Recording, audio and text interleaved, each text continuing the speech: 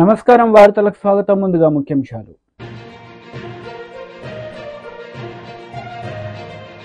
మాజీ మంత్రి KTR press meet, పలు అంశాలపై వివరణ. మాజీ మంత్రి Kakani Govardhan Reddy press meet, CM Chandrababu నాయుడుపై ఫైర్. మాజీ మంత్రి కేటీఆర్ మీడియా సమావేశం నిర్వహించారు. ఈ సందర్భంగా పలు అంశాలపై ఆయన మాట్లాడారు. సీనియర్ నాయకుల బృందం ఒకటి తమిళనాడులో ఏ రకంగా మరి 68-69% రిజర్వేషన్ అక్కడ అమలవుతా ఉన్నది అధ్యయనం చేసి ఈ ప్రభుత్వానికి ఇక్కడ అవసరమైతే కొన్ని సూచనలు చేయడానికి కూడా వెళ్లాలని చెప్పి కూడా ఒక నిర్ణయం తీసుకున్నాం. దాంతో పాటు బీసీ డిక్లరేషన్ లో భాగంగా ఈ కాంగ్రెస్ పార్టీ ఇచ్చిన మరొక మాట, ఎంబీసీలకు కూడా ఒక మంత్రిత్వ శాఖ ఏర్పాటు చేస్తాం, మోస్ట్ బ్యాక్వర్డ్ క్లాసెస్ అని చెప్పారు. కానీ ఇప్పుడు రాష్ట్రంలో ఉన్న 12 మంది, ముఖ్యమంత్రితో కలిపితే ఉన్న 12 మంది మంత్రివర్గ సభ్యుల్లో కేవలం 2 మాత్రమే బీసీ మంత్రులు ఉన్నారు. అందుకే రాష్ట్ర ప్రభుత్వాన్ని డిమాండ్ చేసేది, రాబోయే 6 మంత్రులు ఏవైతే ఇంకా మీరు ఏర్పాటు చేయాలి, 6 మంత్రులు ఎవరైతే మీరు నింపాలో అందులో తప్పకుండా ఎంబీసీలకు కూడా మీరు ఇచ్చిన మాట ప్రకారం మంత్రిత్వ శాఖ ఏర్పాటు చేయండి. ఎంబీసీలకు కూడా మీరిచ్చిన మాట ప్రకారమే మంత్రిత్వ శాఖ కేటాయించాలని చెప్పి కూడా మేము డిమాండ్ చేస్తా ఉన్నాం. దాంతో పాటు ఈ రాష్ట్రంలోని బలహీన వర్గాల సమస్యలు కూడా విస్తృతంగా మేము చర్చించడం జరిగింది. ఇప్పటికి 22 మంది నేతన్నలు కాంగ్రెస్ ప్రభుత్వం వచ్చిన తర్వాత ఆత్మహత్యలు చేసుకున్నారు. చాలా ఇబ్బందుల్లో ఈరోజు నేతన్నకు చేయూత, చేనేత మిత్ర, అదేవిధంగా బతుకమ్మ చీర, క్రిస్మస్, అదేవిధంగా రంజాన్ మరియు కేసీఆర్ కిట్లలో పెట్టే చీరలన్నీ కూడా గతంలో రాష్ట్రంలోని నేతన్నలకే మా ప్రభుత్వం ఇచ్చేది. ఇవాళ ఆ కార్యక్రమాలన్నింటినీ కూడా ఈ ప్రభుత్వం రద్దు చేసింది. అందువల్ల నేతన్నలు సంక్షోభంలో ఉన్నారు. వారిని వెంటనే ఆదుకోవాలని చెప్పి మేము డిమాండ్ చేస్తా ఉన్నాం. అదేవిధంగా చేపపిల్లల పంపిణీని గతంలో కేసీఆర్ గారి నాయకత్వంలో రాష్ట్రంలోని మత్స్యకారుల కోసం, గంగపుత్రులు కావచ్చు, ముదిరాజులు కావచ్చు, వారి కోసం 30,000 కోట్ల రూపాయల మత్స్య సంపద సృష్టించిన ఘనత కేసీఆర్ గారిది. ఉచితంగా చేపపిల్లల పంపిణీ కార్యక్రమాన్ని చేపట్టి ఇవాళ చేపపిల్లల పంపిణీని కూడా ఈ ప్రభుత్వం చేయలేకపోతున్నది, ఆపేసింది. రాష్ట్రంలోని మత్స్యకారుల పొట్టగొడుతున్నది. గురుకుల పాఠశాలలు, 1000 గురుకుల పాఠశాలలు, అందులో బీసీలకు సింహభాగం, ఎస్సీ ఎస్టీ మైనారిటీలకు గురుకుల పాఠశాలలు పెట్టి మేము వారిని కడుపు నిండా భోజనం పెట్టి విదేశీ విద్య లాంటి పథకాలు, మహాత్మా జ్యోతిబా పూలే విదేశీ విద్య లాంటి పథకాలు కూడా తెస్తే ఈ ప్రభుత్వం గురుకుల పాఠశాలల్లో కనీసం సరైన భోజనం కూడా పెట్టని ఒక దురవస్థలోకి, పురుగులన్నం పెట్టే పరిస్థితికి తీసుకొచ్చిన వైనాన్ని కూడా సమావేశంలో చర్చించినాం. మేము బృందాలుగా విడిపోయి ఇటు నేతన్నలు కానీ, అటు గురుకులాల్లో సమస్యలు కానీ, ఇటు మత్స్యకారుల సమస్యలు కానీ, బలహీన వర్గాలకు సంబంధించిన బిడ్డల సమస్యలన్నింటినీ కూడా, అవి చేతి వృత్తులు కావచ్చు, ఇతర సమస్యలు కావచ్చు, వాటి విషయంలో కూడా ఇప్పటి నుంచి క్రియాశీలంగా పనిచేయాలనే నిర్ణయాన్ని కూడా తీసుకున్నాం. బృందాలుగా విడిపోయి మేమందరం కూడా సీనియర్ నాయకులం ఎక్కడి వారం అక్కడ క్షేత్రస్థాయిలో విస్తృతమైన పర్యటనలు చేయాలని చెప్పి కూడా నిర్ణయం తీసుకున్నాం. ఈ ప్రభుత్వం మీద ఈ పర్యటనల ద్వారా ఎక్కడికక్కడ సమస్యలను ప్రభుత్వ దృష్టికి తీసుకొస్తూ వారికి ఇచ్చిన మాటలను గుర్తు చేస్తూ, ఎందుకంటే చాలా మాటలు ఇచ్చారు, ఇప్పుడు చెప్తే చాంతాడంతో ఉన్నది లిస్టు. ఆ బీసీ డిక్లరేషన్ లోనే దాదాపు 50 నుంచి 70 హామీలు ఉన్నాయి. వాటన్నిటిని కూడా పూర్తి చేసేదాకా, అమలు చేసేదాకా పోరాటం కొనసాగించాలని చెప్పి కూడా నిర్ణయం తీసుకున్నాం. నిర్ద్వందంగా ఈ రోజు ఈ సమావేశం నుంచి మేము చెప్తుంది ఒకటే, బీఆర్ఎస్ కదిలింది బీసీల కోసం, బీఆర్ఎస్ కదులుతున్నది బీసీల కోసం. బీసీలకు తప్పకుండా గతంలో సింహభాగం సీట్లు ఇచ్చింది కేసీఆర్ గారే. అసెంబ్లీ ఎన్నికల్లో కాంగ్రెస్ కంటే, బీజేపీ కంటే 2023లో కావచ్చు, 18లో కావచ్చు, 14లో కావచ్చు ఎక్కువ సీట్లు ఇచ్చింది కేసీఆర్ గారు, బీఆర్ఎస్. పార్లమెంట్ లో మొన్న 17 సీట్లకు గాను 6 సీట్లు బీసీలకు ఇచ్చింది బీఆర్ఎస్. కాబట్టి చెప్పడమే కాకుండా మొన్న వచ్చిన ఒక రాజ్యసభ గాని, గతంలో 4 రాజ్యసభ సభ్యులను చేసింది, పంపింది రాజ్యసభకు బలహీన వర్గాల బిడ్డలను బీఆర్ఎస్. కాబట్టి మేము చెప్పేది ఒకటే, మేము ఆచరణలో కూడా చూపెట్టినాం. కార్పొరేషన్ చైర్మన్లు 50 మందిని నియమిస్తే కేసీఆర్ గారు 27 మంది బీసీ బిడ్డలకు ఇచ్చి గౌరవించింది కేసీఆర్. అందుకే మేము ఆచరణలో చూపెట్టినాం, మాటలకే పరిమితం కాలేదు. ఇంకా చేతి వృత్తులను ఆనాడు బలోపేతం చేసినాం, పిల్లలకు విద్య, అద్భుతమైన విద్య అందించినాం. మీరు విదేశీ విద్యలో కేసీఆర్ గారు 10 లక్షల రూపాయలు మొదలు ఇన్స్టాల్మెంట్ ఇచ్చి పంపిన విద్యార్థులకు. టీడీపీ లీడర్ మీడియా సమావేశం నిర్వహించారు. ఈ సందర్భంగా పలు అంశాలపై ఆయన మాట్లాడారు.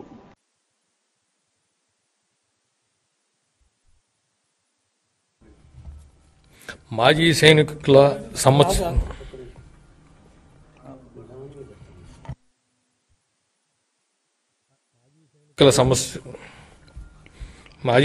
సమస్యలను గుర్తించి మాజీ సైనికుల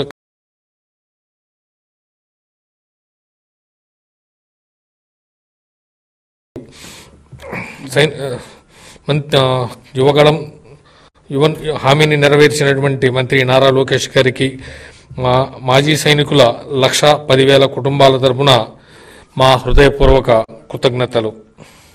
మాజీ సైనికుల కార్పొరేషన్తో పాటు అధికారంలోకి వచ్చిన 100 రోజుల్లోనే ఆ హామీని నెరవేరుస్తూ బుధవారం నాటి కేబినెట్ సమావేశంలో తీర్మానం చేశారు.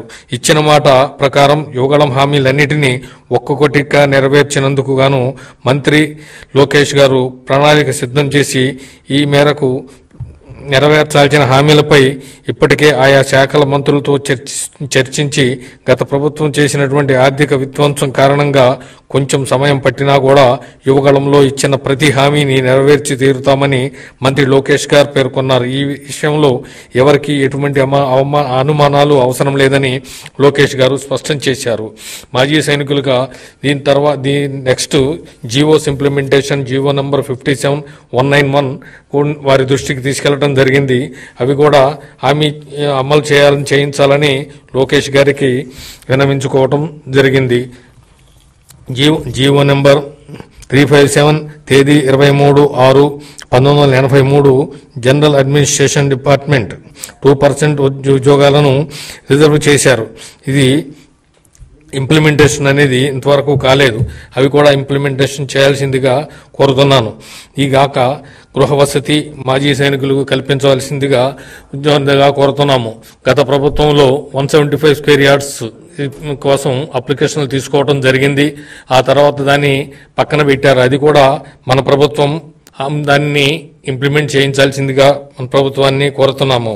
రిజర్వేషన్లో 2% రిజర్వేషన్ అనేది ఇప్పటి నుంచో వస్తుంది, కానీ అది ఇంప్లిమెంటేషన్ కావట్లేదు. 2% రిజర్వేషన్ పెంచి కనీసం మా యొక్క స్ట్రెంత్ని బట్టి ఇదివరకు ఎప్పుడో 37,000 సమైక్య రాష్ట్రంలో ఉన్నప్పుడు అప్పుడు 2% రిజర్వేషన్ ఇచ్చారు. కానీ అదే 2% ఇప్పటికీ కూడా లాగుగా ఉంది. ఆ 2% కూడా అమలు సరిగ్గా జరగటం లేదు. ఇప్పుడు మాజీ సైనికుల సంఖ్య సమైక్య రాష్ట్రంలో కంటే విభజన జరిగిన తర్వాత కూడా మన సంఖ్య వచ్చి 1,10,000 కుటుంబాలు ఉన్నాయి. మాజీ సైనికుల సంఖ్య పెరుగుతున్నందువల్ల ఈ జీవోలను ఇంప్లిమెంట్ చేస్తూనే ఆ యొక్క పర్సంటేజ్ని కూడా ఇంప్లిమెంట్ చేయాలని కోరుతున్నాం. Thank you.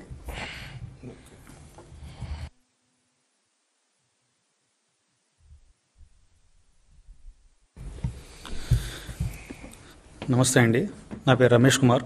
ముందుగా ఎక్స్-సర్వీస్మెన్ కార్పొరేషన్ అలాట్ చేసినందుకు, కార్పొరేషన్ ఆమోదించినందుకు గౌరవనీయులైన ముఖ్యమంత్రి గారిని, అలాగే లోకేష్ గారిని, అలాగే ఈ ప్రభుత్వాన్ని మేము మా ఎక్స్-సర్వీస్మెన్ అందరి తరఫున ధన్యవాదాలు తెలుపుకుంటున్నాము. ప్రధానంగా ఎక్స్-సర్వీస్మెన్ సమస్యలు అనేది ఏంటంటే, పబ్లిక్ సర్వీస్ కమిషన్లో జీవో నెంబర్ 57 అండ్ 191 జీవోలు ఇంప్లిమెంట్ చేయకపోవడం వల్ల మాకు ఇచ్చిన 2% కూడా అది సక్రమంగా అవనవట్లేదు.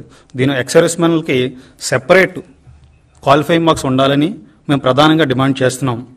అలాగే బీజేపీ లీడర్ మీడియా సమావేశం నిర్వహించారు. ఈ సందర్భంగా పలు అంశాలపై ఆయన మాట్లాడారు. మెరుగుపరచడానికి 7 పథకాల ద్వారా 14,200 కోట్ల రూపాయలు రైతుల కోసం ఖర్చు చేసిన సంగతి నేను తెలియజేస్తా ఉన్నాను. అంతేకాదు మహిళల నేతృత్వంలో అభివృద్ధి కోసం 90 లక్షలకు పైగా స్వయం సహాయక సంఘాల కోసం 10 కోట్ల మంది మహిళలను సమీకరించి ఈ ఏడాది బడ్జెట్లో వారి కోసం 3 లక్షల కోట్ల రూపాయలు మహిళల కోసం కేటాయించిన ఘనత నరేంద్ర మోడీ గారిని తెలియజేస్తా ఉన్నాను. 11 లక్షల మంది కొత్త లఖపతి దీదీలుగా నరేంద్ర మోడీ గారి చేతుల మీదుగా ధృవీకరణ పత్రాలు తీసుకునే సంగతి కూడా నేను గుర్తు చేస్తా ఉన్నాను. దాదాపు 11 లక్షల మంది కొత్తగా లక్షాధికారులను చేసే విధంగా మరి వారికి ధృవీకరణ పత్రాలు ఇచ్చి వారి జీవితాన్ని మెరుగుపరిచే కార్యక్రమాన్ని కూడా తీసుకున్న సంగతి నేను గుర్తు చేస్తా ఉన్నాను. అంతేకాదు 26 లక్షల మంది మహిళలను ఆదుకునేందుకు 5,000 కోట్ల విలువైన బ్యాంకు రుణాలని 2,35,000 సంఘాలకు పంపిణీ చేసే సంగతి కూడా నేను గుర్తు చేస్తా ఉన్నాను. ముద్ర రుణ పరిమితిని 10 లక్షల నుంచి 20 లక్షల రూపాయలకు పెంచి మహిళల కోసం వారి ఆర్థిక పరిస్థితులు మెరుగుపరిచే కోసం నరేంద్ర మోడీ గారు ఆలోచన చేసిన విధానం చూస్తే మహిళల మీద వారికి ఉన్నటువంటి ప్రేమ అభిమానాలు కూడా తెలుస్తాయని తెలియజేస్తా ఉన్నాను. మహిళలను ఇంటి యజమానులు చేయాలని మహిళల కోసం ప్రత్యేకంగా మరి వారికి యజమాన పత్రాలు ఇచ్చే విధంగా తద్వారా వారి గౌరవాన్ని పెంచేందుకు PMSY కింద 3 కోట్ల గృహ నిర్మాణాలను మంజూరు చేసిన సంగతి నేను తెలియజేస్తా ఉన్నాను. ఆ దిశగా భారతదేశంలో మహిళలకే పట్టాలు పంపిణీ చేసి వారి ద్వారా 3 కోట్ల మంది పేద మహిళల కోసం ఇళ్ల నిర్మాణం కోసం ఈ ప్రభుత్వం ముందుకెళ్తున్న సంగతిని తెలియజేస్తా ఉన్నాను. మహిళలు కొనుగోలు చేసేటువంటి రిజిస్ట్రేషన్ ఫీజును కూడా తగ్గించడానికి రాష్ట్రాలని కోరిన సంగతి కూడా నేను గుర్తు చేస్తా ఉన్నాను. యువశక్తికి రెక్కలు 4 కోట్ల 10 లక్షల మంది యువత నైపుణ్యాన్ని పెంపొందించడానికి ఉపాధి కల్పన కోసం 2 లక్షల కోట్ల రూపాయలు ప్రధానమంత్రి ప్యాకేజీ మంజూరు చేసిన సంగతి నేను గుర్తు చేస్తా ఉన్నాను. అంతేకాదు 1000 ఇండస్ట్రియల్ ట్రైనింగ్ ఇన్స్టిట్యూషన్స్ ITIలను స్థాపించి తద్వారా 20 లక్షల మంది యువతకు నైపుణ్యం పెంచి వారికి ఉపాధి కల్పించే దిశగా నరేంద్ర మోడీ గారు ఆలోచనలు చేసే విధానం ఇక్కడ ఉన్నటువంటి యువత మీద వారికి ఉన్నటువంటి ప్రేమ ఏంటో అర్థమవుతా ఉన్నది. టాప్ 500 కంపెనీలో దాదాపుగా 1 కోటి మంది యువతకు ఇంటర్న్షిప్ ఇచ్చే విధంగా కూడా చర్యలు తీసుకున్న సంగతి కూడా నేను తెలియజేస్తా ఉన్నాను. అంతేకాదు వైద్య రంగంలో మౌలిక సదుపాయాలు పెంచడానికి విదేశాలపై ఆధారపడడం తగ్గించడానికి 75,000 కొత్త MBBS సీట్లను మెడికల్ సీట్లను ప్రత్యేకంగా మంజూరు చేసి భారతదేశంలో వైద్య విధానాన్ని కొత్త మలుపులు తిప్పినటువంటి ఘనత కూడా నరేంద్ర మోడీ గారిని తెలియజేస్తా ఉన్నాను. కేంద్ర మంత్రిత్వ శాఖల విభాగంలో యువతకు 15,000 ప్రభుత్వ ఉద్యోగ నియామకాలను కూడా కల్పించిన సంగతి నేను గుర్తు చేస్తా ఉన్నాను. అన్ని రంగాల్లో ఉద్యోగ కల్పన కోసం 11,11,000 కోట్ల మూలధన వ్యయాన్ని 11.11 లక్షల కోట్ల మూలధన వ్యయాన్ని వెచ్చిస్తూ ఉన్నారంటే మరి యువత మీద నరేంద్ర మోడీ గారికి ఉన్నటువంటి ప్రేమ ఎటువంటిదో అర్థమవుతా ఉన్నది. సైన్స్ టెక్నాలజీ ఇన్ఫర్మేషన్ ఈకో సిస్టమ్ని బలోపేతం చేయడానికి 10,600 కోట్ల విజ్ఞాన్ ధార పథకం కూడా వారు మొదలుపెట్టిన సంగతి కూడా నేను తెలియజేస్తా ఉన్నాను. అంతేకాదు యువతలో క్రీడ ప్రతిభను పెంపొందించడానికి కాంగ్రెస్ నేతలు మీడియా సమావేశం నిర్వహించారు. ఈ సందర్భంగా పలు అంశాలపై వారు మాట్లాడారు. అమిత్ షా ఒక చిన్న మాట్లాడింది వీడియో క్లిప్ తప్పు వచ్చిందని గాంధీ భవన్ వచ్చి ఢిల్లీకి వెళ్ళి పోలీసు వస్తుంది, గాంధీ భవన్కి వెళ్ళి తీసుకుపోయి కోర్టులో కేసు పెడతారు. మరి ఇన్ని తప్పుడు మాటలు నాలుకకు వస్తారు. ఇది ప్రజాస్వామ్యమా? నాలుకకు వస్తాం, తలకాయ తీసేస్తాం, కాళ్ళు తీసేస్తాం, చేతులు తీసేస్తాం, కళ్ళు తీసేస్తామని ఎన్నికటికి ఎప్పుడో రాజుల పర్వాలేదు ఉండే. ఇది ప్రజాస్వామ్యం. ఒకరి కాళ్ళు తీసేది కానీ కళ్ళు తీసే మీకు అధికారం లేదు. కనుక ఈ విధంగా ఒక అతి ఉత్తమ స్థానంలో ఉన్నటువంటి Rahul Gandhi being opposition leader, వాళ్ళ తండ్రి ఈ దేశానికి ప్రధానమంత్రి ఉండే, ప్రాణాలు అర్పించిన వాళ్ళ నానమ్మ దేశానికి సేవ చేస్తే ఆమె కూడా ప్రాణాలు, అలాంటి పార్టీని పట్టుకొని నోటుకు వచ్చినట్టు మాట్లాడుతున్నారు. ఇది సభ్యతనేనా అని అడుగుతున్నా. ప్రజలు అసహించుకుంటున్నారు. ఏమిరా ఈ రాజకీయ నాయకులు మాటలేంది, తిట్టడం ఏంది, దాల్క కోసుకోవడం ఏంది? టెర్రరిస్టా? రాహుల్ గాంధీ టెర్రరిస్టారా బాయ్? రాహుల్ గాంధీ టెర్రరిస్టులతోటే వాళ్ళ తండ్రి రాజీవ్ గాంధీ చనిపోయిందా లేదా? ఆయన టెర్రరిస్టును ఆపడానికి ప్రయత్నం చేసిన వ్యక్తి, అదేవిధంగా సద్భావన చేసినటువంటి వ్యక్తి. బోఫర్స్ కేసులో అనవసరంగా 13 ఏళ్లు తర్వాత తీర్పు వచ్చింది ఆయన చనిపోయినాక. అలాంటి కుటుంబాన్ని, త్యాగ కుటుంబాన్ని పట్టుకొని నోటుకొచ్చినట్టు మాట్లాడుతున్నారు. కాబట్టి ఇక్కడ పోలీసులు మేమైతే కంప్లైంట్ చేస్తున్నాం, వాళ్ళ మీద కూడా కేసులు పెట్టాలి. అప్పుడే ఈ నోటు మాట పొందేది. ఎక్కడ వాళ్ళు అక్కడ కేసులు పెడుతుంటే మాట్లాడేటప్పుడు ఒళ్ళు దగ్గర పెట్టుకొని మాట్లాడతారు అనేది నా ఉద్దేశం. ఇప్పటికన్నా ఇలాంటి భాష ఆపండి. వచ్చే తరం వారికి ఏం శిక్ష ఇస్తారు, ఏం ఆలోచన ఇస్తారు? లీడర్లను తిట్టడమేనా మీ పని? మీ పొలిటికల్ ఏది అడ్వాంటేజ్ గురించి భాషలో మార్పు రాని, నాలుక తీస్తావు రా పోయి, ఎవరి నాలుక నువ్వు తీస్తావు? నీకేం అధికారం ఉంది? ఒక ఆమెనేమో ఏది డ్రగ్స్ తీసుకుంటూ ఏంటి అంటది. నేను కేసు ఇచ్చి కూడా ఇప్పటిదాకా అబ్బరి పెట్టుకోదు, ఏమైతేనే లేదు. ఇప్పుడు నాలుక తీసేది వచ్చింది. ఇంకోటేమో టెర్రరిస్ట్ అంటున్నాడు. ఇది ఒక పబ్లిసిటీ ఎక్కువైపోయింది. ఒకరిని తిడితే హెడ్లైన్స్ అవుతుంది అని చెప్తుంది. కనుక అలాంటి వారి మీద కేసు రిజిస్టర్ ఇక్కడ కూడా చేయాలని నేను డీజీపీ గారిని కోరుతున్నా. ఎందుకంటే ఇక్కడ చేస్తే 4 సార్లు వచ్చిండు అనుకో, ప్రతిసారి కేసు అయినప్పుడు కోర్టుకు వస్తుంటే అదే ఇక ముందు ఇలాంటి భాష మాట్లాడొద్దే అనే ఉద్దేశం నాయకులలో ఏర్పడుతుందనే నా ఉద్దేశం.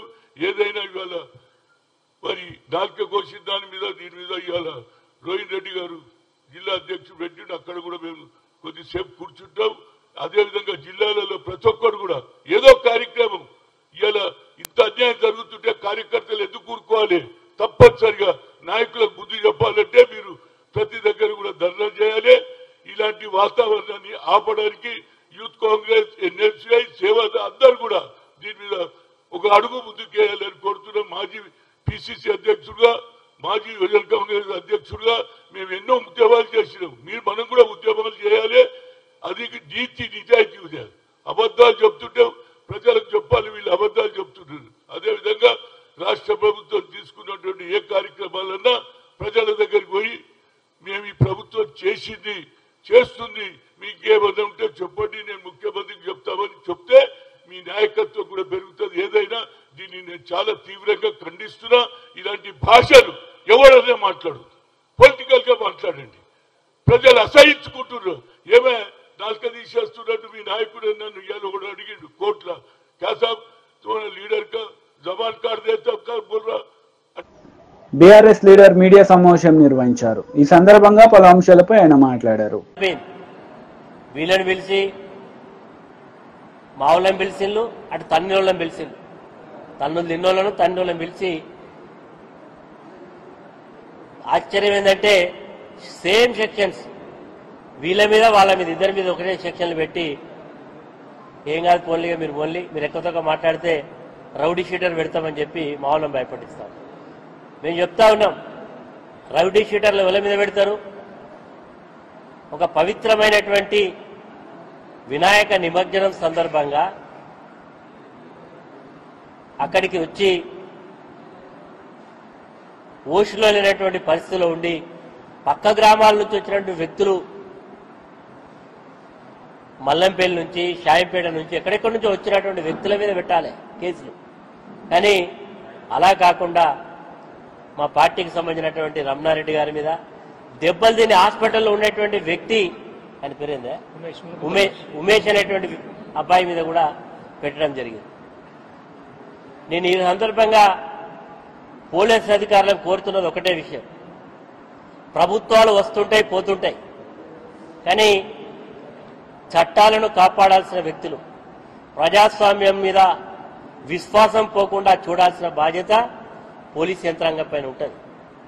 కానీ దురదృష్టం ఏంటంటే అధికార పార్టీ నాయకుల యొక్క కనుసన్నల్లో వారి యొక్క డైరెక్షన్ మేరకు పోలీస్ వ్యవస్థ నడవడం అనేది చాలా బాధాకరమైనటువంటి విషయం. నిజంగా మీరే సాక్షాత్తు చూసిన తర్వాత ఇంత నిస్సిగ్గుగా వాళ్ళని ఎన్నికేసుకు రావడంలో ఆంతర్యం ఏమిటో నాకు అర్థం కావడం లేదు. ఇదే సందర్భంలో మేము వరంగల్ పోలీస్ కమిషనర్ గారిని, అదేవిధంగా రాష్ట్ర పోలీస్ డీజీపీ గారికి కూడా విజ్ఞప్తి చేస్తా ఉన్నాం. నిష్పక్షపాతంగా విచారణ చేయండి. తప్పెవరు చేస్తారో వాళ్ళ మీద కఠినంగా వివరించమని కోరుతా ఉన్నాం. కానీ ఈరోజు అక్కడుండే ఎమ్మెల్యేను సాటిస్ఫై చేయడానికో, అధికార పార్టీ నాయకులను సాటిస్ఫై చేయడానికో దెబ్బలు తిన్న వాళ్ళ మీద కూడా కేసులు పెట్టడం అనేది ఇది చాలా ఉపేక్షించాల్సినటువంటి పరిస్థితి కాదు. ఎందుకంటే ఈరోజు మా వాళ్ళందరూ కూడా ఒక రకమైనటువంటి భయంలో ఉన్నారు. మమ్మల్ని ఏదంటారు, మా మీదనే కేసులు పెడితే ఏం జరుగుతా ఉన్నదని ఒక రకమైనటువంటి ఆందోళనలో ఉన్నారు. కాబట్టి నేను కూడా 2023 డిసెంబర్ ఎన్నికల తర్వాత మా వాళ్ళకు కూడా చెప్తా ఉన్నా, జర వాళ్ళు కొత్తలో ఉన్నారు, ఉత్సాహంగా ఉన్నారు, ఏమైనా వాళ్ళు తొందరపడ్డా మనమే ఓపిక పడదామని చెప్పి ఇన్ని రోజులు ఓపిక పట్టుకుంటూ వచ్చినాం. మా పార్టీ నాయకుల మీద అక్రమంగా కేసులు పెట్టి ఇబ్బందులు గురి చేస్తా ఉన్నారు. మా ఎంపీపీ అధ్యక్షుడు ఒక తప్పుడు కంప్లైంట్ తీసుకొని అతన్ని జైలు పంపించడం జరిగింది. ఈ కేసును హైకోర్టులో కూడా మరి మేము ఛాలెంజ్ స్క్వాష్ పిటిషన్ కూడా వేయడం జరిగింది. ఇట్లా ఇక్కడే కాదు ప్రతి దగ్గర కూడా ఇదే ప్రయత్నాలు చేస్తా ఉన్నారు. చట్టం అధికార పార్టీకి చుట్టంలాగా వ్యవహరిస్తా ఉన్నారు. చట్టం మీద ఎవరికి చుట్టంలాగా ఉంటే నడవదు. పోలీస్ అధికారులు కింది లెవెల్ అయినా తప్పు జరిగితే పై స్థాయిలో ఉండే అధికారులు దాన్ని సరి చేయాల్సిన బాధ్యత ఉంటుంది. కానీ పైనుంచి మొదలుకొని కింది వరకు కూడా ఇదే పద్ధతి ఉంటే వ్యవస్థ మీద నమ్మకం పోతుంది. కాబట్టి వరంగల్ పోలీస్ కమిషనర్ గారికి విజ్ఞప్తి చేస్తా ఉన్నా, మీరు ఒక స్పెషల్ ఆఫీసర్ని వేసి ఈ విషయంలో నిష్పక్షపాతంగా విచారణ జరిపి కఠినంగా వ్యవహరించాలని చెప్పి డిమాండ్ చేస్తా ఉన్నాం. లేని పక్షంలో ప్రజాస్వామ్యంలో నిరసన తెలియజేసేటువంటి అవకాశం. వైసీపీ లీడర్ మీడియా సమావేశం నిర్వహించారు. ఈ సందర్భంగా పలు అంశాలపై ఆయన మాట్లాడారు. బ్రహ్మాండమైనటువంటి అభివృద్ధి సాధించామని, ఆయన 100 రోజుల్లో సాధించిన ప్రముఖ విజయాలు అని చెప్పని రకరకాలైనటువంటి అన్ని గురించి కూడా మాట్లాడడం జరిగింది.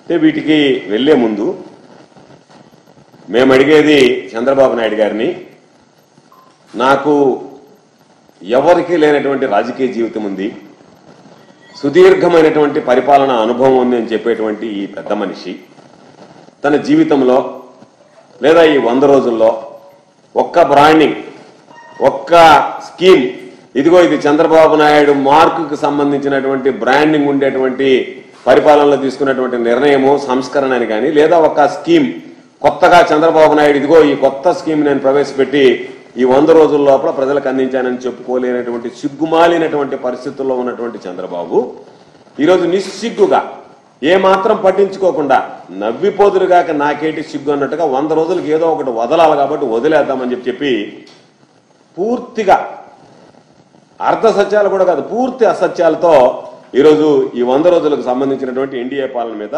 ఆయన ఒకటి ఇవ్వడం జరిగింది. ఈ 100 రోజుల్లో ఏం చేశాడు చంద్రబాబు నాయుడు? శాడిస్ట్ పాలన అని చెప్పాలి, కక్ష సాధింపుకు పాల్పడ్డాడు అనేటువంటి మాట చెప్పాలి. ఎన్నికల రోజు నుంచి ప్రారంభమైనటువంటి ఇసుక దోపిడీ ఏదైతే నేను ఉచిత ఇసుక ఇస్తాను అని చెప్పి పదే పదే చెప్పాడో ఈరోజు పూర్తిగా ప్రియమైపోయింది. సామాన్యుడికి ఇసుక అందుబాటులో లేకుండా పోయింది. 100 రోజుల చరిత్రలో ఇది ఒక ఘనమైనటువంటిది. ఎక్కడైతే జగన్మోహన్ రెడ్డి గారి హయాంలో ఇసుక డంప్స్ ఉన్నాయో అవి కౌంటింగ్ అయిన వెంటనే లక్షల టన్నుల ఇసుక మాయమైపోయింది ఆంధ్ర రాష్ట్రంలో. అది నీకు అంతగా నువ్వు చెప్పుకోవాలనుకుంటే దాన్ని చెప్పుకొని ఉండొచ్చు. ఇంకొకటి, వైఎస్ఆర్ కాంగ్రెస్ పార్టీకి మా పార్టీకి సంబంధించినటువంటి నాయకుల మీద కార్యకర్తల మీద హత్యలు, విధ్వంసం, దారుణమైనటువంటి సంఘటనలు చోటు చేసుకున్నాయి. ఈరోజు విజయవాడ పిఠాపురానికి సంబంధించినటువంటి విపత్తుకు సంబంధించి వస్తే చంద్రబాబు నాయుడు అనుభవం ఎంత దారుణంగా ఫెయిల్ అయ్యాడు, ఎంత ఘోరంగా చంద్రబాబు నాయుడు పరిస్థితి తయారైంది అనేటువంటిది ప్రత్యేకంగా చెప్పాల్సినటువంటి పని లేదు. ఫ్లడ్ మేనేజ్మెంట్ లో చంద్రబాబు నాయుడు పూర్తి స్థాయిలో వైఫల్యం చెందాడని చెప్పడానికి ప్రజలే ప్రత్యక్షమైనటువంటి ఉదాహరణ. వాళ్ళు మాట్లాడుతున్నటువంటి వాయిసే ఈరోజు స్పష్టంగా చంద్రబాబు ఈ ప్రభుత్వంలో మేము అన్ని విధాలా ఇబ్బందులు పడ్డామని చెప్పి పదే పదే మాట్లాడేటువంటి పరిస్థితి. 3,50,000 మంది విజయవాడకు సంబంధించి వరద తాకిడికి ఇబ్బంది పడితే సహాయ కార్యక్రమాలు ఎంత దారుణంగా చంద్రబాబు నాయుడు చేపట్టాడనేటువంటిది మనం చూసాం. ఎక్కడో దగ్గర రోజుకు ఒక కాన్వాయ్లో వెళ్లడం, గంటల కొద్ది సమీక్షలు సమావేశాలతో కాలయాపన చేయడం, ఏదో చేస్తున్నాననేటువంటి భ్రమ ఇతర ప్రాంతాలకు కల్పించడం తప్ప వాస్తవానికి ఎక్కడైతే వరద ప్రభావిత ప్రాంతాలు ఉన్నాయో అక్కడ ఎవరైతే ప్రజలు ఇబ్బందులు పడ్డారో వాళ్ళ గురించి పట్టించుకున్నటువంటి దాఖలాలు లేవు. జనం పాపం అన్నం లేక, నీళ్లు లేక, వాళ్ళని పాపం ఎక్కడైనా సురక్షితమైనటువంటి ప్రాంతాలకు తరలించేందుకు బోట్ సౌకర్యం కూడా లేక ఎన్ని రకాలైనటువంటి ఇబ్బందులు పడ్డాడో, నరక యాతన అనుభవించారు చంద్రబాబు పుణ్యమా అని చెప్పి పాపం అక్కడ ఉన్నటువంటి వాళ్ళు. నువ్వు రాత్రి దాకా కూర్చోవడం, రాత్రి పొద్దుపోయాక ప్రెస్ మీట్లు పెట్టడం, కాకి లెక్కలు కట్టడం, నీ వ్యవహార శైలి ఏ విధంగా తయారైందంటే నీ ఇళ్లు మునిగిపోతే నువ్వు కలెక్టరేట్ లో బస్సులో పడుకొని నేను ఇంటికి నీకు పోవడానికి దారి లేక, ఇంట్లో ఉండలేక నేను కలెక్టరేట్ ను వదిలి. వార్తలు ముగించే ముందు ముఖ్యాంశాలు మరోసారి. మాజీ మంత్రి కేటీఆర్ ప్రెస్ మీట్, పలు అంశాలపై వివరణ. మాజీ మంత్రి Kakani Govardhan Reddy press meet, CM Chandrababu నాయుడుపై ఫైర్. ఈ వార్తలు ఇంతటితో సమాప్తం. తిరిగి ప్రసారమయ్యే వార్తల్లో మళ్ళీ కలుద్దాం. అంతవరకు సెలవు. నమస్తే.